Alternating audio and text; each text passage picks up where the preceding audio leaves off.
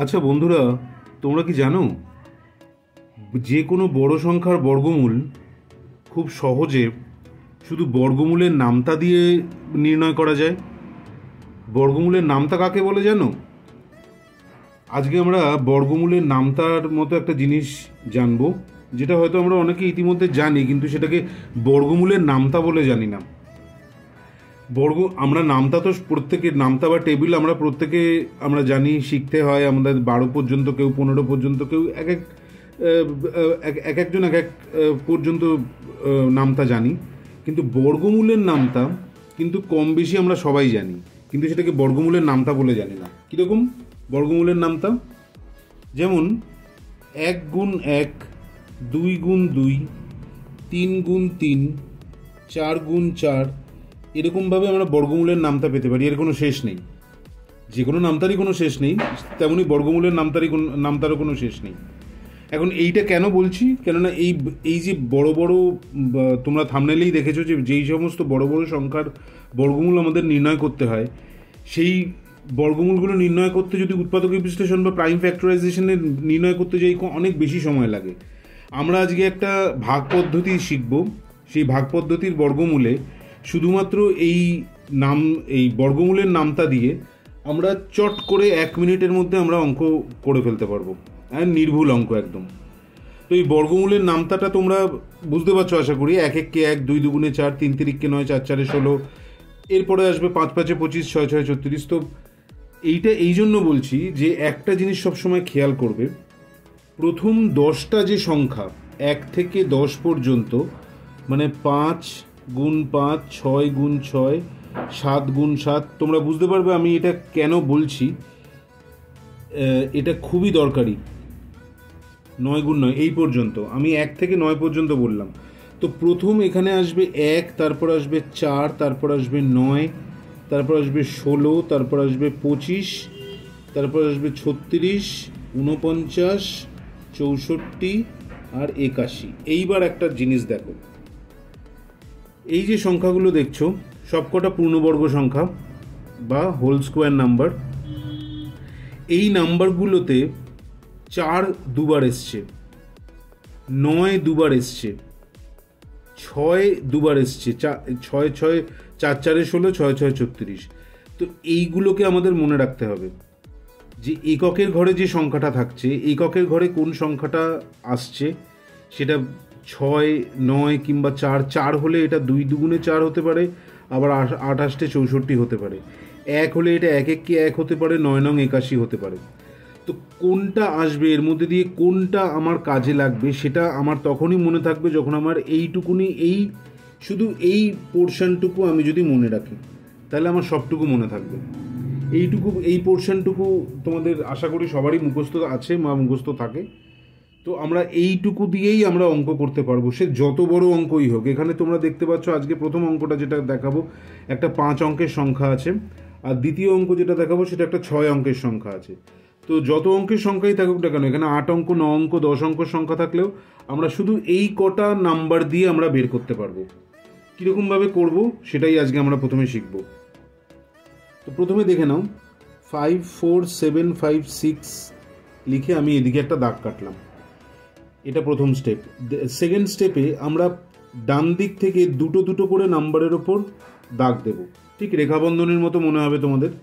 এখানে দুটো দুটো করে নাম্বারের ওপর দাগ দেব জোড়ায় জোড়ায়।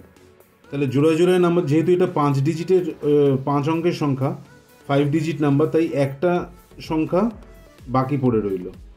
তো এইবার আমরা এই 5 কতবার যাবে দেখো, এখানে নামতার মধ্যে একমাত্র 2 2 4 আসছে, তার মানে এখানে 2 বসাবো, আর 2 2 4 মানে 5-এর তলায় 4 বসাবো। বিয়োগ দেব 5 থেকে 4, 1। এখানে যেহেতু 4 আর 7 দুটোর ওপরে দাগ আছে, তাই দুটো সংখ্যা একসাথে নামবে। এমনি ভাগের সাথে এই বর্গমূলের ভাগের প্রক্রিয়ার এই একটাই মাত্র পার্থক্য। এমনি ভাগ প্রক্রিয়ায় একটা একটা করে সংখ্যা নামে ওপর থেকে, আর এখানে যেরকম আমি ডান দিক থেকে জোড়ায় জোড়ায় সংখ্যার ওপর দাগ কেটেছি, সেই জোড়ায় জোড়ায় সংখ্যা নামবে। তাই এখানে 4 7 একসাথে নামলো। এইবার এই দিকে দাগ কাটবো। প্রথমে এইদিকে দাগ কেটেছিলাম, তারপর এইদিকে দাগ কাটবো। পরের স্টেপে 2-এর দ্বিগুণ সংখ্যা এখানে লিখব। 2-এর দ্বিগুণ সংখ্যা 4। এইখানে একটু জায়গা খালি রাখবো, কারণ এখানে একটা জায়গা, এইখানে একটা নাম্বার লিখতে হবে। কি নাম্বার লিখব? এখানে যেই সংখ্যা লিখব সেই সংখ্যা দিয়েই নিচে গুণ দেবো। মানে 3 লিখলে 3 দিয়ে গুণ দেবো, 4 লিখলে 4 দিয়ে গুণ দেবো, 5 লিখলে 5 দিয়ে, 5 লিখলে এটা 45 হয়ে যাচ্ছে, 45কে 5 দিয়ে গুণ দেবো। তো আমি এখানে 4-এর পাশে যদি 4 বসাই, এখানে 7 আছে, আমার এখানে কোনো এমন কোনো সংখ্যা নেই, পূর্ণবর্গ সংখ্যা নেই যার মধ্যে 7 আসছে, তাই আমাকে একটু হিসেব করে দেখতে হবে। যদি 4 বসাই, 4-4 16, 4-4 16 17, 176 বেশি হয়ে যাচ্ছে, তাই এখানে চোখ বুঝে 3 বসে যাবে। এখানেও 3, এখানেও 3। তো 3 তিরিককে, এখানে 3 তিরিককে 9, 3 4-এ 12। এই 3কে এই 43 দিয়ে গুণ করে 129। তো যথারীতি বিয়োগ দেব। 7 মানে 17 থেকে 9 গেলে থাকে 8, 12 আর 1 13, 14 থেকে 13 গেলে থাকে 1, 18। ওপর থেকে এবার একসাথে বসে গেল 5 6। এখানে 23 এসছে, এবার 23-এর দ্বিগুণ সংখ্যা এখানে বসবে, মানে 46। এবার লাস্টের অঙ্কর দিকে তাকাও, 6 আছে, আমাদের নামতায় চলে এসো। এখানে 6 কোথায় কোথায় পাওয়া যায়? 4-4-এ 16-তে 6 আছে, আর 6-6 36-এ 6 আছে। তো এইখানে কি বসাবো? 46-এর পাশে কি বসাবো? 46-এর পাশে 4 বসবে না 6 বসবে? এখানে দেখো 18 আছে, আমি যদি এখানে 4 বসাই, তাহলে 4-4-এ 16, মানে 18-র কাছাকাছি পৌঁছচ্ছে, তাই আগে 4 বসিয়ে দেখব। 46-এর পাশে 4 বসিয়ে 464, তাকে 4 দিয়ে গুণ করবো। 4-4-এ 16 6, 4-4 24, 24-এর আগে 25-এর 5, হাতে থাকে 2, 4-4-এ 16, 16 17 18। দেখো মিলে গেল, 4 বসিয়ে মিলে যাচ্ছে। আমার এখানে 4 বসালাম, এখানেও 4 বসালাম, 1856 মিলে যাচ্ছে। তার মানে আমার বর্গফল কি হলো? বর্গফল হলো 54756 = 234। বর্গফলটা এখানে যেটা বেরোয় সেটাই হচ্ছে কি বর্গফল। দেখলে কতটুকু কত কম সময় লাগলো। এটাকে যদি আমরা উৎপাদকে বিশ্লেষণ করতে যেতাম তাহলে অনেক বেশি সময় লাগতো, তারপর দুটো দুটো করে জোড়া বানাতে হতো, অনেক জটিল প্রক্রিয়া।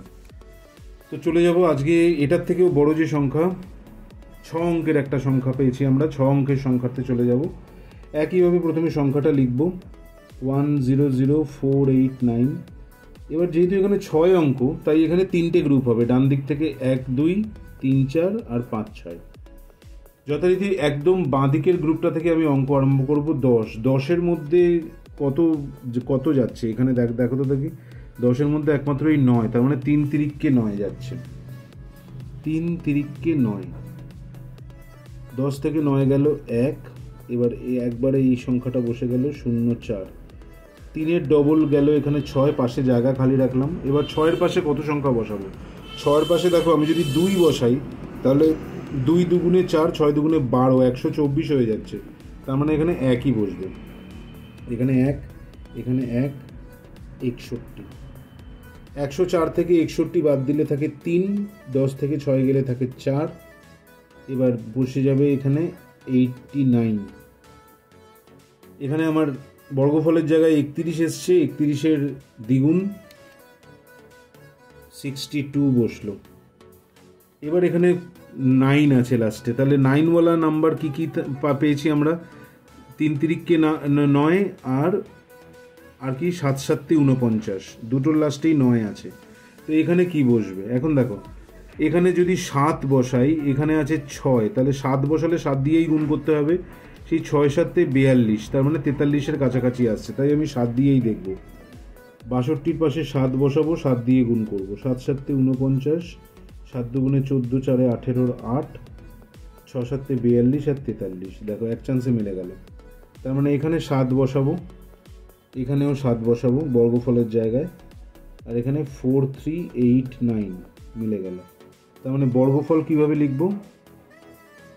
10048489 = 317। আশা করি আজকের ভিডিওটা তোমাদের ভালো লেগেছে। নতুন যে নিয়মটা শিখলাম আমরা ভাগ পদ্ধতিতে, কীরকম লাগলো ভিডিওটা জানিও। পরবর্তী ভিডিও নিয়ে খুব শিগগির দেখা হচ্ছে আবার।